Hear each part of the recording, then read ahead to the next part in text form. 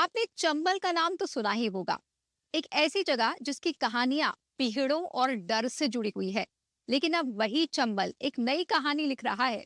यहाँ नेचर और wild life फिर से अपनी जगह बना रहे हैं। आइए हम आपको सीधे लेकर चलते हैं चंबल, जहाँ बदलती तस्वीर की ये कहानी आपको एक नया नजरिया देगी। चंबल एक ऐसा नाम जो कभी डर की कहानियों से जुड़ा था, लेकिन अब यही चंबल एक नई कहानी लिख रहा है। रिवेंज नहीं, रिवाइवल की।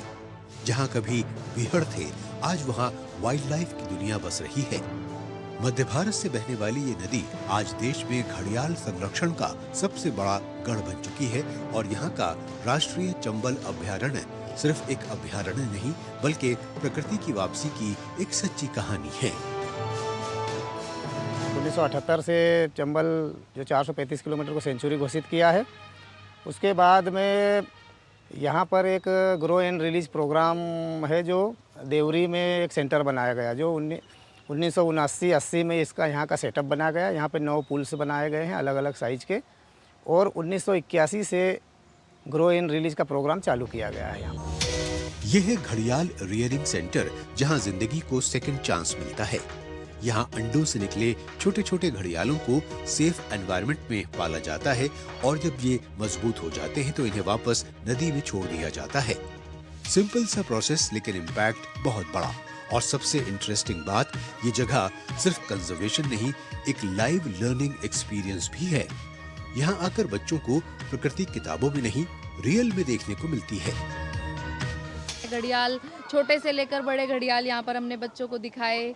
और मैंने भी पहली बार घड़ियाल देखे। मैं दिल्ली से हूँ तो मैंने कभी घड़ियाल नहीं देखे थे। बच्चों के साथ साथ मैंने भी इसका एक्सपीरियंस लिया कि यहाँ पर छोटे से लेकर बड़े घड़ियाल तक हैं और घड़ियालों की अलग अलग प्रजाति है। बच्चे के उसको देखकर मजा ले रहे हैं, बच्चे देख रहे हैं। कुछ बड़े बड़े से भी देखे, छोटे से, और कुछ छोटे भी देखे, और कुछ के तो हड्डियाँ भी देखी और अंडे भी। और कुछ है ना, कुछ बहुत ज़्यादा प्यारे थे और कुछ वाइट थे और कुछ तो स्विमिंग कर रहे थे, इसलिए बहुत बढ़िया लगा। चंबल नदी का शांत और स्वच्छ जल घड़ियालों के लिए आदर्श वातावरण प्रदान करता है। किनारों पर धूप सेकते घड़ियाल, पानी में धीरे धीरे तैरते मगरमच्छ और आसपास दिखते विशाल कछुए। ये कोई डॉक्यूमेंट्री नहीं, ये रियल एक्सपीरियंस है। यहाँ वो मोमेंट्स हैं जो इस जगह को सिर्फ घूमने की नहीं, फील करने की डेस्टिनेशन बना देते हैं। हम चंबल नदी में इस समय सफारी कर रहे हैं और मेरे एक तरफ राजस्थान है और दूसरी तरफ मध्य प्रदेश।